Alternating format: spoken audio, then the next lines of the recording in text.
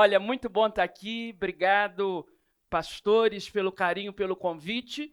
E o meu tema essa noite é Viver é Caminhar. Quero convidar você a abrir a sua Bíblia ou acessar no primeiro livro dos Reis, o capítulo 19, o versículo 8. Primeiro livro dos Reis, o capítulo 19, o versículo 8. É o nosso texto. Viver é caminhar. Achamos? Depois não digam que o sermão demorou. Foi o tempo de achar o texto. Primeiro Reis 19, 8. Está falando de Elias. Diz, levantou-se, pois, comeu e bebeu, e com a força daquela comida caminhou 40 dias e 40 noites até Horebe, o monte do Senhor. Mais uma vez, levantou-se, pois, comeu e bebeu, e com a força daquela comida caminhou 40 dias e 40 noites até Horebe, o monte de Deus. Amém. Viver é caminhar. Guimarães Rosa escreveu das nossas maiores obras, Grandes Sertões Veredas, mais de 600 páginas. E a última palavra que ele escolhe para encerrar a sua obra é a palavra travessia. Tem um grande expoente do nosso cancioneiro popular que anunciou sua última turnê para este ano. E o primeiro grande disco que ele lançou tinha esse nome, Travessia. E a sua última grande turnê tem esse nome, Travessia. A vida é uma travessia. Viver é caminhar. A gente está vivo enquanto caminha. Ainda no mundo poético, Fernando Pessoa escreveu, há décadas atrás, uma das suas poesias mais famosas, Mar Português. Ó mar salgado, quanto do teu sal são lágrimas de Portugal, por te cruzarem quantas mães choraram, quantas noivas e vão esperar, quantas ficaram por casar, para que fostes nosso, ó mar. Valeu a pena? Tudo vale a pena, quando a alma não é pequena. Deus ao mar o abismo e a escuridão deu, mas foi nele que ele espelhou o céu. Travessia. Travessia de gente andando, travessia de gente navegando. Viver é caminhar. O versículo dessa noite nos mostra uma caminhada muito maravilhosa do profeta Elias. Uma caminhada de 40 dias e 40 noites com a força de apenas uma refeição. O texto é muito simples. Ele se alimenta e aquela comida, de alguma forma, tem a capacidade de fazer com que ele tivesse força para uma caminhada longa e exaustiva que durou 40 dias e 40 noites com o propósito de chegar ao Monte Santo, ao Monte do Senhor. E a pergunta que eu quero responder com vocês nessa noite de travessia, nessa noite em que viver é caminhar, a pergunta é, que comida é essa que o Elias comeu, que deu essa força para esse cara? Porque de vez em quando eu preciso dessa comida. Comida para dar força, para a gente viver em santidade, para a gente não desistir dos nossos objetivos. Por isso, deixa eu contar para você as 3 vezes que a Bíblia conta que Deus alimentou Elias. A primeira vez está no primeiro livro dos Reis, capítulo 17, versículos de 1 a 7. Diz o texto que Deus chama o Elias num tempo de seca, num tempo de escassez, e o coloca à beira das torrentes de Querite, fronteira com Jordão. E todos os dias, num cenário de seca e de fome, Deus envia um corvo para alimentar o Elias, trazendo de manhã e ao anoitecer pão e carne. Essa é a primeira vez que Deus alimenta Elias, segundo a Bíblia. Onde isso está escrito? 1 Reis 17, de 1 a 7. E é a figura do corvo. Só tem um problema danado essa figura do corvo. Porque Levíticos capítulo 11, versículo 15, diz que o corvo é uma ave sacrificialmente impura. Levíticos 11, 15 é uma disciplina de Deus de que ele não aceitava sacrifício de corvos. Tem uma razão, porque o corvo é uma ave símbolo da maldade, da impureza. Gênesis capítulo 8, versículo 7, quando da terminação do dilúvio, antes de mandar uma pomba, Noé manda um corvo, por uma razão, estratégia. A pomba só volta quando está tudo seco, o corvo não. Quando começa a baixar as águas e carniça e dejeto começam a boiar, o corvo não volta mais. Porque corvo se alimenta de carniça, corvo se alimenta de dejeto, corvo se alimenta de ossada, corvo se alimenta daquilo que é desagradável para nós. Então começou a baixar as águas, não acabou o dilúvio, mas começou a boiar a ossada, o corvo não voltou para a arca. O corvo é uma ave símbolo da maldade, da impureza e da podridão. E a primeira vez que Deus alimenta o profeta Elias é por meio de um corvo. Eu fico imaginando um Elias legalista, mas vendo um corvo descer da parte de Deus com pão e com carne, um cenário de fome na terra, e o Elias dissesse assim, olha, nós não vamos comer isso não, porque o corvo é uma ave impura. Eu acho que na fome a gente não dá muito ouvido aos legalistas. O Elias come. Ele come por duas razões. Primeiro, ele está com fome. Segundo, a Bíblia é muito clara em dizer que quem manda esse corvo é Deus. Não é o diabo tentando Elias, come, faça um pacto comigo, não tem nada disso. É Deus que manda aquele corvo. E o Elias come e vive. Isso me ensina uma coisa, que nessa caminhada da vida, a primeira vez que Deus manifesta a sua glória alimentando o seu profeta é a partir de um evento, de um dado, de uma circunstância do mal, da maldade, da impureza. Talvez olhando a história de José, a gente entenda isso melhor no capítulo 50, os versículos 19 e 20, quando ele está diante dos seus irmãos, e os seus irmãos com medo da retaliação porque o pai está morto, e ele olha para os irmãos e diz assim, não tenham medo, porque o mal que vocês intentaram contra mim, Deus transformou em bem. Deus também nos alimenta a partir de corvos. Deus também nos alimenta a partir de circunstâncias adversas. Deus também nos alimenta a partir de circunstâncias desagradáveis. Quantas vezes Deus já me alimentou? Depois de uma intensa crise emocional, abandono e seja lá o que for. Quando a maldade se expande ao cenário da nossa vida, eu preciso me lembrar que Deus, quando quer, usa até corvos para nos alimentar. Aquela punhalada nas costas, aquela reprovação, aquela decepção, o sentimento do abandono, da perda e da dor. Às vezes é um corvo que Deus está mandando e que aparentemente é mal, mas no final é para garantir a nossa vida e nos alimentar. Deus também alimenta os seus filhos a partir dos corvos. Eu ouvi uma história que eu tive a possibilidade de viver na realidade com um amigo meu, mas não foi inteligência minha, eu ouvi isso e calhou que aconteceu no meu ensino médio. Eu tinha um colega ateu. Isso não é problema nenhum, porque tem dois tipos de ateu. Tipo número 1, o ateu chato. É o camarada que quer provar para todo mundo que Deus não existe. E depois tem um ateu raiz. Ele não se importa tão pouco com Deus, que Deus não faz parte do cenário de discussão da vida dele, ele não está nem aí. Esse meu amigo era um ateu chato. E ele estava me perguntando por que Deus não existe. No final ele soltou a seguinte sentença: eu não acredito em Deus por conta do mal. Eu não consigo compreender um Deus que se pretende bom e permite o mal na vida. E eu tinha ouvido isso. E sabe quando você aprende um negócio que é muito bom, mas não tem o cenário para você usar? Já aconteceu isso com você? Você tem uma sacada que é genial, só não tem a possibilidade de usar aquela sacada. E aí eu aprendi aquilo e veio diante de mim. O barulho saiu. Veio diante de mim esse negócio. Eu falei, engraçado, eu acredito em Deus justamente por conta do mal. Me explique, eu digo, claro. Você é um tonto. Eu vou te explicar. O mal respeita algum limite? Não. O mal respeita algum limite da moral? Resposta, não. O mal respeita algum limite da ética? Me disse ele, não. O mal respeita algum limite da justiça? Disse ele, não. O mal respeita algum limite geográfico? Só acontece mal aqui no norte, no sul não acontece? Não.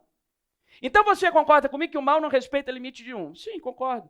Ah, ok. Agora, logicamente falando, aquilo que não respeita limite, não tende ao absoluto, o que é uma tirania? É quando não se há limites. Tudo aquilo que não tem limite preenche o absoluto. Sim, é verdade. Então, Se você concorda comigo que o mal não respeita limite nenhum e também concorda que tudo que não tem limite ganha o absoluto, por que não é todo mundo mal? Por que tem bondade no mundo? Por que tem gente boa no mundo? Ele falou, boa pergunta. Eu falei, eu sei a resposta. É porque tem um negócio que é o seguinte, é verdade. O mal não respeita limite moral, justiça, geográfico, nada. Mas tem um limite que o mal não passa. Você pode até não acreditar, mas o nome desse limite é Deus. Daqui para lá ele não vai. Senão era todo mundo mal. Genial, não é? Queria que eu tivesse pensado nisso. Mas não fui eu que pensei. Eu aprendi e tive a possibilidade de usar. Essa genialidade é de outro. Deus também alimenta a partir do corvo. A gente tem a mania de pensar que Deus só está no governo das coisas dos anjinhos e das coisas próprias. Não. Quando Deus manda, até o mal obedece. Quando Deus manda, até o corvo obedece. A soberania e o domínio de Deus não é só para nós, soldados do seu reino. É também sobre as forças das trevas, que eu quero dizer para você que a autoridade que foi concedida ao Senhor Jesus é no céu, na terra e debaixo da terra. E às vezes na nossa vida, corvos irão nos alimentar. E todas as vezes que eu passo, e passo por muitas frustrações, decepções e crises e síndromes, eu me lembro, essa punhalada é um corvo chegando, Deus está controlando essa coisa, Ele vai me fortalecer, Ele vai me alimentar, louvado seja Deus. Portanto, a primeira vez que Deus alimenta o Elias na sua caminhada, 1 Reis 17, de 1 a 7, é através do mal, através do corvo. E se você, meu querido, passou por uma experiência traumática, eu quero dizer que pode acontecer duas coisas a partir dela. Número 1, ela pode fazer você surtar e desistir. Número 2, você pode encarar essa situação traumática como um corvo e dizer, Deus está me alimentando a partir disso e eu vou continuar a minha travessia. A segunda vez que Deus alimenta o profeta Elias também está no primeiro livro dos Reis, capítulo 17, mas agora é do versículo 8 ao versículo 24. No versículo 8 vai a palavra de Deus a Elias e no versículo 9 ele diz, dispõe-te, vai para Sarepta e ali darei ordem uma viúva para que te dê de comer. Aí ele levanta e vai para Sarepta. E eu fico imaginando a alegria desse homem dizendo, eu vou, agora é o seguinte, quem me viu passar na prova agora vai se arrepender, porque não é mais corvo, Deus está me mandando para Sarepta, vai chegar lá, vai ter um banquete para mim. Porque imagina o delivery do corvo. A pata do corvo só para em ossada e dejeto. Aí depois pega o pão e a carne. Mas para quem está com fome, o Elias vai lá e come. Agora ele imagina um grande banquete. Tem delivery que é uma bênção, né? Eu não sei aqui em Belo Horizonte, mas esses dias eu pedi um japonês com a minha esposa à noite, pedi era 7 horas, 8 não chegou, 9 não chegou, 9:30 não chegou. Só que eu tenho um pacto comigo mesmo, que é de não reclamar. Então eu não podia reclamar, minha esposa não tem esse pacto. Então, ela ficou reclamando. 10 horas da noite, ela liga pro negócio. E falou assim, não, está saindo daqui agora. Não fica tão longe da minha casa, Guarapari não é tão grande. 11 horas não chegou, 11:30 não chegou. Aí toca a ligação, é o dono do empreendimento, dizendo, nós tivemos um contratempo aqui, mas eu estou indo levar. Nessa hora eu já perdi a minha esposa, com certeza. Mas o grande problema é a mentira, pastor. É só ligar e dizer, não demos conta da demanda. Desculpa, não vai dar para levar. Mas o cara mentiu, disse que 10 horas estava pronto e saindo para minha casa. Mentiroso. Aí eu falei, Ana Paula, nesse tempo que a gente está casado, hoje é a primeira vez que você vai ver o seu marido um justiceiro vingador. Quando esse homem entrar na porta da nossa casa, e ainda mais que era o dono que ia levar, eu vou dar uma lição nesse homem. Vou dizer, primeiro, você não pode mentir. Segundo, isso aí perde a sua credibilidade. Eu vou fazer uma exclamação. Ana Paula, prepare a pipoca. Vai ser a primeira vez na vida que você vai contemplar o seu marido arrumando uma confusão. Dito e feito. Tocou o interfone, pode subir. Botei minha calça, pastor não briga de bermuda. Minha esposa foi para a porta do quarto, ela já estava com roupa de dormir, para quando eu abrisse a porta, ela ouvisse a esculhambação que eu ia dar de sujeito. Quando eu abro a porta, Guarapari é uma cidade desse tamanho. Mineiro conhece, lógico. Quando eu abro a porta, o dono do restaurante que entrou ali, eu não conhecia, mas ele disse assim, ô pastor, eu estive na sua igreja, eu amei o culto. Oh, que alegria, pastor. Eu falei, amado, seja bem-vindo. Eu quero dizer uma coisa para você, que bom te ver, que bom que você gostou na nossa igreja. Ah, pastor, desculpa o atraso. Eu falei, que isso, irmão, imprevistos acontecem. De vez em quando as coisas desandam na vida, um atraso é muito comum. Ainda bem que foi comigo, se fosse com um cara nervoso ia ter um problema. Mas vem cá, me dá um abraço, toma aqui. Porque tem vezes que não dá para você brigar.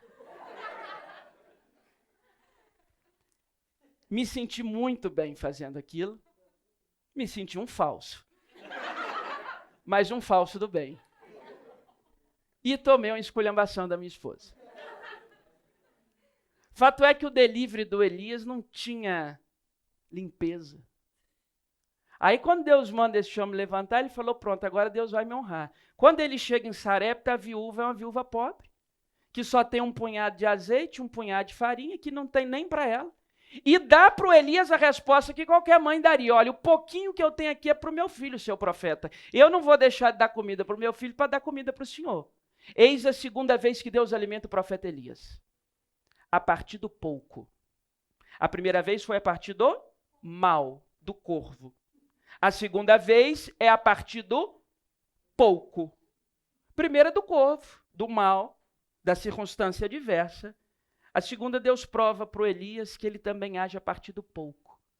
O profeta chega, não tem nada em casa, só aquele pouquinho.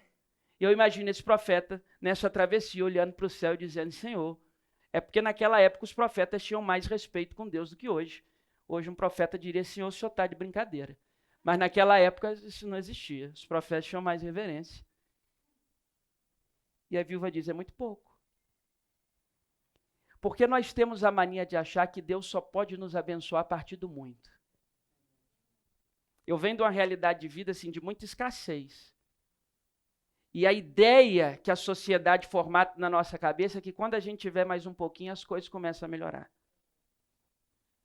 E eu vejo um monte de discípulo de Jesus correndo atrás de bênçãos. Isso é uma bobagem, irmãos. Porque o Salmo 23 diz que bondade e misericórdia me seguirão, não sou eu que corro atrás. Seja fiel ao Senhor Jesus, busque uma vida de santidade e as bênçãos vão te seguir.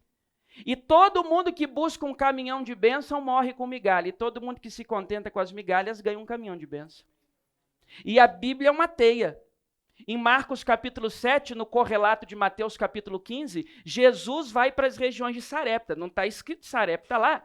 Mas aí em 1 Reis 17...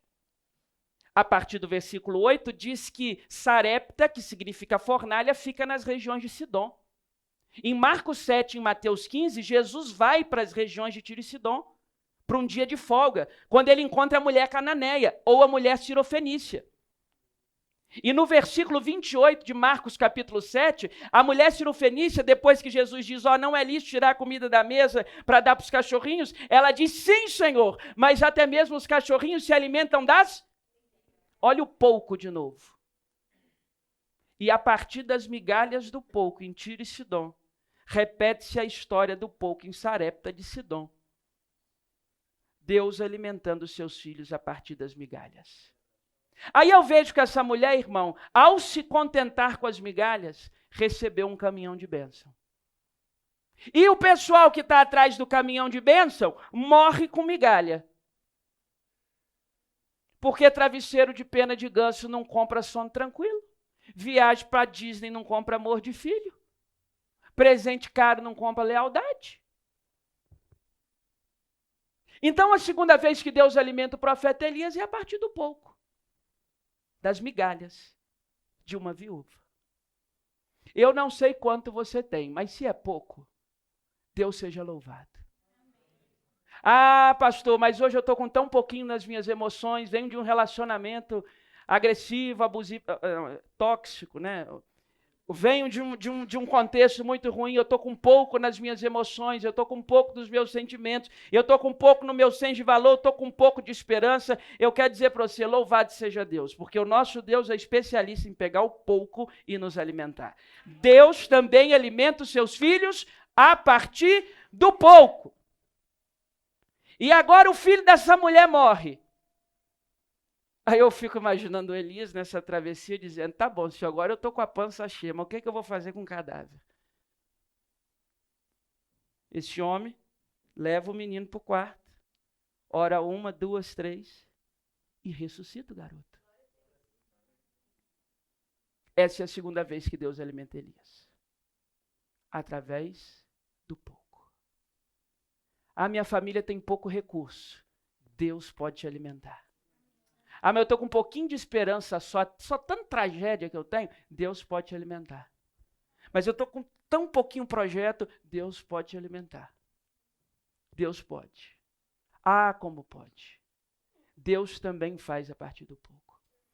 Acaba o capítulo 17 do primeiro livro dos Reis, que tem esses 24 versículos, que para nós foram divididos de 1 a 7, depois de 8 a 24, inicia o capítulo 18. E o capítulo 18 é a melhor temporada da vida do Elias.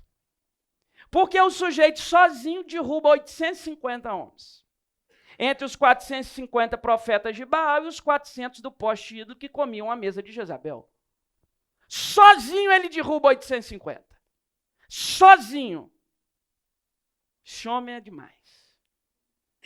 Ele olha para o céu e diz assim, eu queria que caísse fogo do céu. O fogo cai do céu. Mas cansei de fogo. Eu acho que já está na hora de chover. Começa a chover. Há anos que não chovia. No capítulo 18, o Elias faz chover. Combinado dele lá com Deus. Termina o capítulo 18, irmãos, com exceção do Senhor Jesus Cristo, que era antes de ser o mundo, porque o primeiro livro, a primeira carta de Pedro diz que o sangue de Jesus é conhecido com efeito desde antes da fundação do mundo. Então, abaixo de Jesus, pensa num homem poderoso, Elias. Termina o capítulo 18 na plenitude do seu poder. E o homem é poderoso mesmo. No Monte da Transfiguração aparecem misteriosamente Moisés representando a lei e Elias representando os profetas. Enquanto Jesus estava crucificado, uns passavam zombando, dizendo, se tu és o Filho de Deus, desce dessa cruz e salva-te a ti mesmo. E outros diziam, deixem-o, ele clama por Elias. Então ele acaba o capítulo 18 nessa travessia da vida com muito poder e autoridade. Ele já entendeu que Deus tem capacidade de o alimentar a partir do mal. Então não importa o que Acabe faça, o que Jezabel faça, o que o demônio faça. A partir do mal, Deus tem matéria-prima de alimentar e seguir com a nossa caminhada. Ele já aprendeu que escassez não é problema para Deus, que pouco não é problema para Deus, que restos não é problema para Deus. Ele já aprendeu que é forte. Ele já aprendeu que Deus ouve a sua oração. Acaba o capítulo 18, chega no nosso capítulo 19.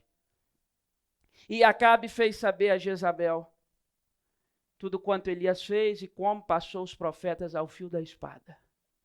E a Jezabel diz assim, vou dizer uma coisa, eu vou matar esse homem. Mas esse homem está morto. Ela manda um mensageiro, e aí o Elias recebe o mensageiro. Aí eu fico imaginando, quando um não crente ouve essa história, e ele não conhece a Bíblia, e a gente pergunta assim, o que o senhor e a senhora acham que vai acontecer agora? É simples o que vai acontecer. Ele vai ignorar o mensageiro, ele vai seguir a travessia, ele vai seguir a caminhada, porque um homem que derruba 850 sozinho não vai ficar com medo de um mensageiro, porque a mulher do rei mandou um negócio. Esse homem entra numa depressão profunda. Versículo 4 diz que ele pede a Deus pela morte. Ele não tem nem coragem de se matar. Basta, Senhor, eu não sou melhor do que os meus pais, a minha vida não vale nada, eu quero morrer. Versículo 5, ele deita, zimbro, pó, depressão profunda. E tem uma turma que acha que depressão é coisa do capeta. Eu quero dizer que não é. Se depressão for coisa de gente sem Deus, a gente não pode chegar a essa conclusão, porque pensa num homem que tinha Deus, é Elias. Se depressão for coisa de gente sem fé, então a gente não pode chegar a essa conclusão, porque pensa num homem que tinha fé até para fazer ressuscitar o filho de uma viúva, Elias. Se depressão for coisa de quem não busca a Deus, então nós não podemos chegar nessa conclusão, porque pensa num homem que buscava a Deus, era Elias. Depressão é coisa de gente, ponto. Nós tentamos entrar em algumas escolas em Guarapari, porque estava uma febre de estudante cortando o pulso. Aí eu reuni a turma lá e eu falei assim, ó, o Satanás não vai vencer esse negócio, não. Fizemos uma semana de clamor pela nova geração, oramos uma semana na madrugada e falamos, Satanás não vai ficar cortando pulso de ninguém, não. Acontece. Está diante de nós. Está diante de nós. E o que a gente faz? A gente se trata. Tratamento, médico, psicólogo, pastor. Ah, mas isso é coisa de quem não tem fé. Engraçado, eu sou míope. Acabei de tirar meus óculos, eu só vejo um auditório de fantasmas. E porque sou míope, eu uso óculos. E ninguém nunca me acusou de ser um homem sem fé, porque eu uso óculos. Então, quem tem depressão, a gente trata. Elias agora está no fundo do poço. Parece que o currículo das suas vitórias não foram capazes de sustentar a sua alma no momento do abate. E, aliás, não está vindo ninguém atrás dele. A mulher disse que ia vir. Esse homem se precipita. E eu tenho um raciocínio de que a precipitação é a mãe de quase todos os males. Concorda comigo? Ela não mandou os homens lá ainda. Ela não foi para matar. Ele recebeu a notícia de que ela vinha, mas ela não veio ainda. Mas ele já está sofrendo porque ela vinha, mas não veio. Precipitação, a mãe de muitos males. Lembra de Maria Madalena no final do Evangelho de João? Ela chega diante do sepulcro, o sepulcro está vazio, ela diz, roubaram o corpo. Roubaram o corpo. Aquele sepulcro foi doado por José de Arimateia, um homem rico. Naquela época, os ricos tinham sepulcro na frente de jardins. Coisa de rico. Aí ela olha para trás, tem um jardineiro, um homem. O que ela diz? Esse homem é um jardineiro. Está no jardim, é um jardineiro. Então roubaram o corpo, aquele homem é um jardineiro. E mais, ela chega para o jardineiro e dá uma dúvida no jardineiro. Para onde é que levaram o corpo? Será que você não está macumunado com esse negócio? Você não levou metade no extravio desse corpo, nesse tráfico de órgãos? Você não está levando metade? Onde é que está o corpo? Aí quando vai ver, irmã, quando ela chega, que o rabi, que o mestre, que Jesus diz, Maria, ele ouve aquela voz, a mesma que expeliu dela os demônios. E é Jesus. Então, primeiro, não roubaram o corpo. Segundo, não é um jardineiro. Terceiro, é o próprio Cristo vivo na minha frente, chamando meu nome. Precipitação. A mulher vê um sepulcro vazio. Roubaram o corpo. O homem é um jardineiro. O jardineiro tem a ver com isso. Precipitação. Todos nós somos assim, inclusive eu. Agora, o Elias depressivo, precipitado. E Deus o alimenta pela terceira e última vez. Terceira e última. O que eu acho lindo no nosso Deus, irmãos, é que quando a gente está no fundo do poço, como Elias estava, a maioria de nós joga uma corda para tentar ajudar os nossos amigos. Eu tenho gente que eu amo que está no fundo do poço. E eu que hoje não estou, amanhã eu posso estar? Você vai e joga uma corda e acha que está ajudando. Mas Deus não é assim. Deus não joga cordas quando a gente está no fundo do poço. Quando a gente está no fundo do poço, nosso Deus, Ele desce até o fundo desse poço. Ele conhece as nossas dores, o que sangra, as nossas mazelas, as nossas demandas. Ele desce, ele conhece de perto, ele se compadece. A palavra compadecer é padecer junto. Ele sangra com a gente, ele faz doer com a gente. Ele toma parte daquele sofrimento e ele nos traz para a superfície de volta no colo. Louvado seja Deus. Nós não servimos a um Deus que joga cordas. Nós servimos a um Deus que desce lá e nos traz de volta. Agora Deus manda um anjo. E o anjo faz aparecer pedras. E em cima das pedras, o anjo faz aparecer um bocado de pão cozido. E essa é a terceira e última vez que se registra Deus alimentando Elias a partir do nada. Não apareceu trigo e o anjo produziu o pão, não. Apareceu o pão pronto. Do nada. Do nada. É interessante que Deus está restaurando a dignidade de Elias. Porque a primeira vez a comida vem com pata suja de corvo. A terceira vez a comida está vindo numa pedra. É restaurando a dignidade. Coisa boa é você comer com dignidade. Não é com louça chique, não, mas com dignidade. É com dignidade, sabe? Quando eu casei, o pessoal resolveu me dar de presente, todo mundo na igreja, jogo de prata. O pessoal falou assim, pastor, eu preciso de jogo de prata. Nós ganhamos caixas de jogo de prata. Nós passamos tempo doando jogo de prata. Ganhamos também muita Tupperware. Obviamente não doei nenhuma. A ideia é juntar todas e comprar um apartamento de frente à Praia do Morro, um duplex, porque aquilo é caro.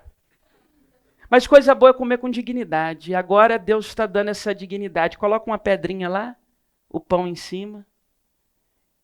Elias come. Come.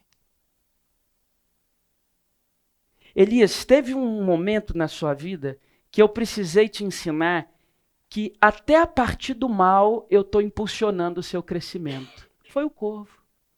Depois teve um momento que eu precisei ensinar para você que eu também sei trabalhar com pouco e tem partes da nossa caminhada que a gente tem muito pouco. Eu não quero um exército de gente que só se acostume a vencer, que só conheça a palavra vencer, que só conheça a palavra ganhar, uma fé triunfalista, que só convive com acerto, que só convive com a...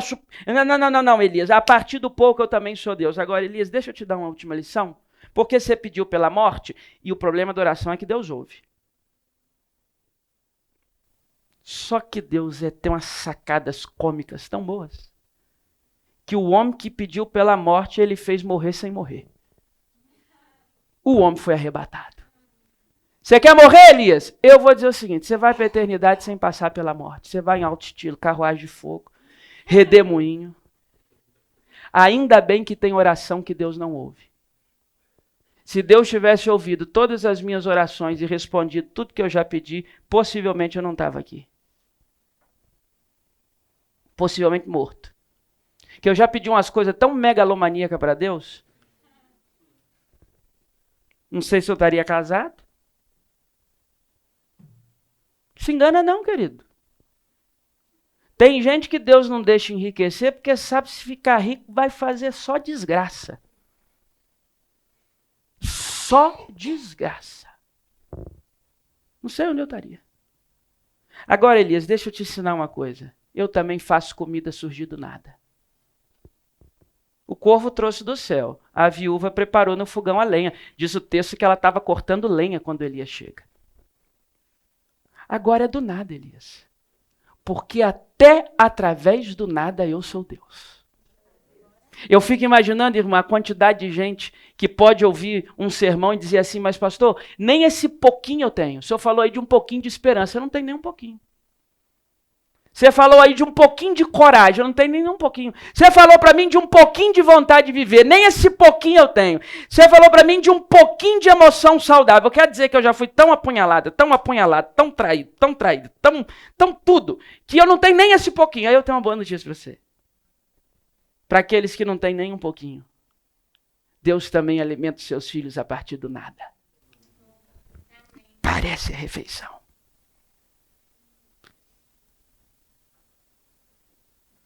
Chegamos no nosso verso. Primeiro livro dos Reis, capítulo 19, verso 8. Feita essa introdução, vamos ao texto.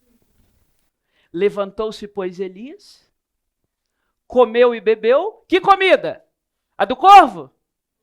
A da viúva? A da fonte do mal? Do pouco? A comida do anjo. A comida que vem do nada.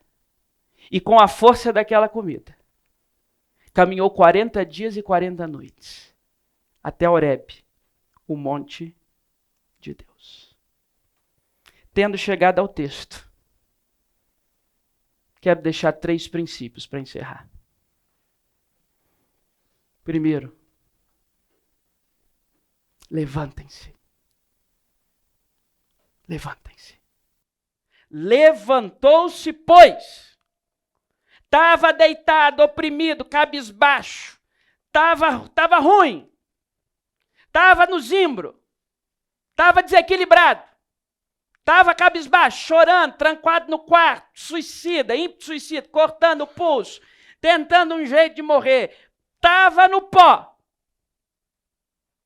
Levantou-se. E a gente precisa levantar. Levantem-se. Deus é especialista em mudar a história de quem decide se levantar. A gente faz a nossa parte, Deus faz a dele. As melhores teologias para mim são dos caminhoneiros. Tem muitos caminhoneiros, amigos. E a teologia que eles colocam naquelas placas são as melhores. Não tem Langston, não tem ninguém que seja igual a eles. E eles dizem lá, pouco com Deus é muito e muito sem Deus é nada. E eles colocam lá, não diga para Deus. Não diga para Deus o tamanho do seu problema. Diga para o seu problema o tamanho do seu Deus. Às vezes é umas frases grandes, a gente quase bate o carro para ler. Está lá. Está lá. Mas esses dias eu li uma que foi fantástica. Eu estava na BR. Estava escrito lá. O que não te mata, te fortalece. Levanta, Elias. Levanta, Elias. Levantou-se, pois, Elias. E tem outra. Faça a sua parte e Deus fará dele. É assim mesmo, irmão. Todos os milagres da Bíblia é a ação sobrenatural divina com uma ação humana. João escolhe 7. Ele termina dizendo, porém muitas outras coisas que Jesus fez, se todas elas fossem escritas uma a uma, não caberia no mundo a quantidade de livros a serem escritos. Mas ele relata 7. Em João 2, o milagre da transformação de água em vinho nas bodas de Caná. João 4, a cura do filho do oficial do rei. João 5, a cura do paralítico de Betesda. João 6, a multiplicação dos pães e dos peixes e Jesus andando sobre as águas. João 9, a cura do cego de nascença. João 11, a ressurreição de Lázaro. Todos os 7. É uma ação sobrenatural divina e um homem se levantando. Só quem pode transformar a água em vinho é Jesus.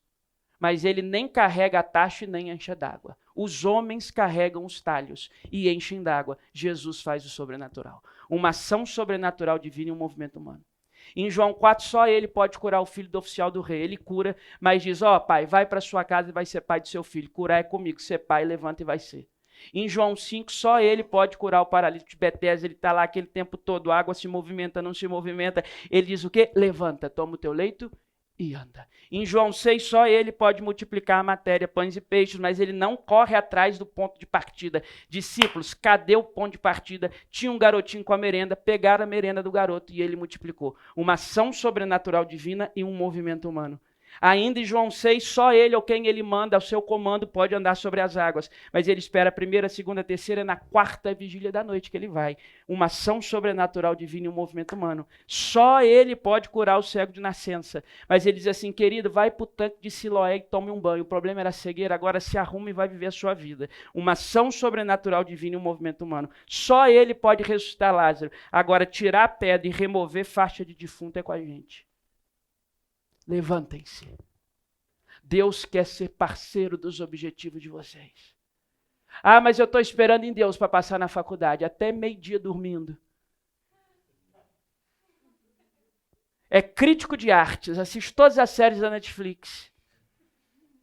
Vai esperar em Deus trabalhando. Vai esperar em Deus produzindo. Vai esperar em Deus lendo. Mas eu não gosto de ler. A boa notícia é que você tem fé. Se ajoelha e só para de orar quando Deus te der vontade de ler. É assim que funciona. Segundo, levantou-se, pois, Elias. Então levantem-se. Comeu e bebeu. Comeu e bebeu. Comam e bebam. Tenham comunhão.